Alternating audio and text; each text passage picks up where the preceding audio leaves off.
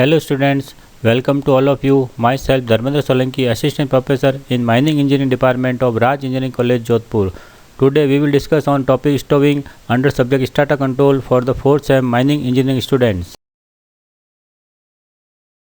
In this lecture we will discuss on these points: stowing, material used for packing, handling of packing material, advantages and disadvantages of stowing, types of stowing. There are 4 types of stowing. First, manual stowing, hand packing. Second, hydraulic stowing. Third, pneumatic stowing. Fourth, mechanical stowing. What is stowing? When mineral is extracted from an underground mine, the void or gulf is packed with sand or other packing material wherever it is conveniently or cheaply available in sufficient quantities. The process is known as gulf stowing or gulf packing, or often simply as stowing. Materials used for packing. There are several materials which can be used for gulf packing: stone, shell, sand, earth boiler ash, crushed material available from quarry overburden, shell pickings at the screening plant, washery refuse, mill tailings, slag from blast furnace for iron ore smelting. Any of the above material can be used for gulf packing, but condition is that this material should be free from carbonaceous matter. Handling of packing material. There are several methods where packing material may be packed at site. These are: first, by dumping it with baskets with the help of human labor as in hand packing. Second, transporting the material with the water in pipes and allowing the water to percolate through bamboo matting or similar perforated barricade erected at site. This process is known as hydraulic stowing. Third, throwing it with the help of a high speed belt conveyor as in mechanical stowing. And fourth, by introducing the material in stream of compressed air as in pneumatic stowing. There are some advantages of stowing. The gulf is packed solidly and the strata over the gulf are supported. There is no chance of gas accumulation in the gulf in coal mines. Leakage of ventilating air is eliminated. Roadway and working place are rendered safe. It offers better roof control and minimize the effect of subsidence. High extraction percentage is attained. No danger of inundation. There are some disadvantages of stowing. First, highly costly in case of mechanical stowing. Pneumatic stowing, again, mine drainage is required as in case of hydraulic stowing. It takes much of working labor which affects the production of mine. It takes lots of time. Installation of machines required. There are 4 types of stowing. First type is manual stowing, hand packing. Hand packing is simple and does not involve capital cost, but is limited in scope and depends upon human factor of efficiency. It can advantageously be used in places where hydraulic stowing is not much more effective, as in flat or shallow seams. Tubs can be conveniently handled anywhere in flat seams, and this facilitates hand packing. It is also useful in seams steeper than 25 degree when arrangements can be made to tip the tipping tubs and the material pack itself. The process is slow and heavy on manpower. The most efficient operations gives an average of 10 cubic meter per man shift when materials are close at hand. Second type of stowing is hydraulic stowing. This process is widely used in India in those collieries which are situated within 16 km of rivers, giving plentiful supplies of sand, the commonest stowing material in our mines. The following factors have made stowing possible in many Indian mines.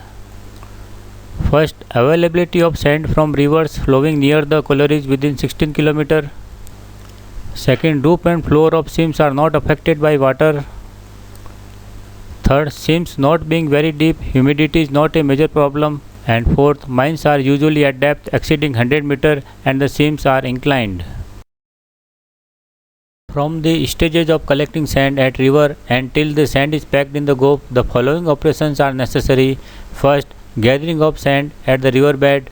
Second, transport of sand from river end to the bunkers on the surface at the colliery.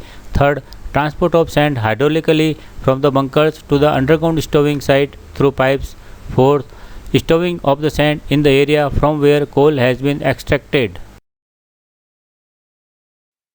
Sand is brought to the sand storage bunkers on the surface in any one of the following ways. First, by truck or wagons. Second, by aerial ropeway.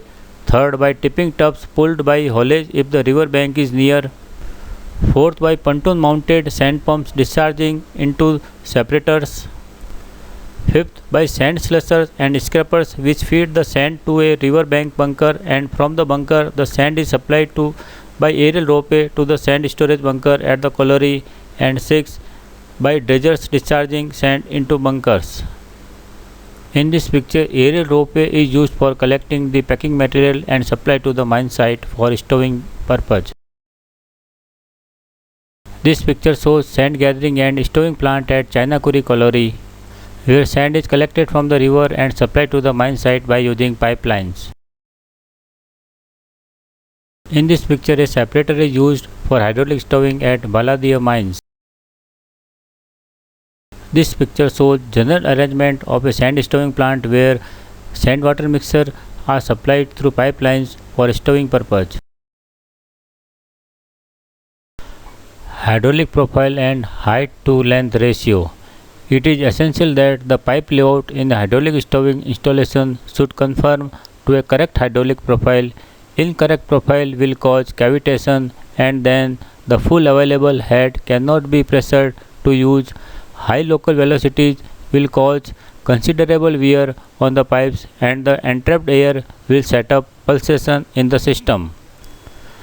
The length L of the pipe range through which sand water slurry can be transported depends mainly upon the vertical head or height between the mixing chamber and the point at which slurry is discharged. The ratio height to length available in practice for stowing range indicates its efficiency. Generally, this ratio is 1:7 for reasonably good slowing rate. Concentration of sand and water. In most of our installation for depth of 200 to 300 meter, the average ratio of sand to water may be 1:1.5 by volume, though it varies with individual installation. If sand water ratio by volume is 1:1.5, it means 1 ton of sand requires 935 liters of water, and if this ratio is 1:2, then 1 ton of sand requires 1100 liters of water. For deeper mines, the sand water ratio has more favorable, nearly 1:1.3 by volume. Rate of stowing. For a given stowing pipe range, there is maximum quantity of the mixture which can flow. If more quantity is fed, it will overflow the mixing funnel. If less quantity than this maximum is fed, the vertical range will not run full bore. As the maximum flows down the pipe, a partial vacuum will be created and the air will be drawn in, leading to pulsatory flow and consequent jamming of the pipes. High velocities will be created in the upper section of the vertical range, causing excessive wear on pipes. Thus, it is desirable that just the maximum quantity of the mixture should flow in the range, ensuring a full bore flow in the vertical range. Rate of stowing varies from installation to installation. A rate of 80 to 100 ton of stowing sand only per hour is commonly in many mines at 200 to 300 meter depth, with nearly 1100 liters of water per ton of sand. Discharge of sand is given by the formula Qs equal to Qm into S divided by S plus W, where Qs equal to sand in cubic meter discharge per hour and Qm equal to sand and water mixture in cubic meter per hour. S and W are proportion of sand water respectively by volume. This picture shows pillar extraction with hydraulic stowing. In this picture, hydraulic stowing is done in line of phase parallel to strike. Third type of stowing is pneumatic stowing. The stowing material may consist of washery refuse, boilery ash, surplus, pit rubbish, picking from the screening plant, or shell bands from the coal seam. Sand alone is not used as it is heavy and abrasive. A mixture of sand and washery dirt may be suitable. Debris containing much clay material is also unsuitable because it clogs the pipes. Very dry material should be dampened to allay dust. Damp material is less abrasive and gives tight packing in the groove. Stowing machines. The machines are of two types. A. Chamber machines. Example: first, torque single chamber; second, double chamber or automatic; third, 3-chamber or wall automate. B. Compartment or pocket wheel machines. First, BN; second, Briden; third, blast stover. This picture shows face arrangement in pneumatic stowing. Fourth type of stowing is mechanical stowing. In this system, a high-speed belt is used to propel the stowing material into the gope to be packed. The stowing material is transported to the thrower belt in the same manner as for pneumatic stowing.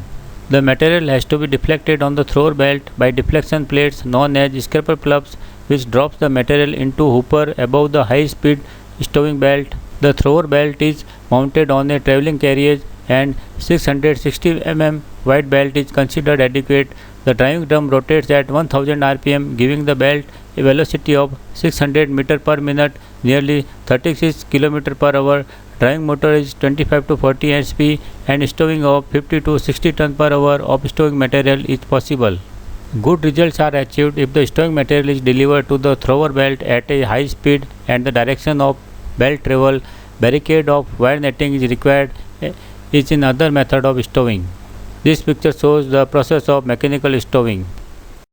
Thank you everyone. Stay home, stay safe, stay healthy.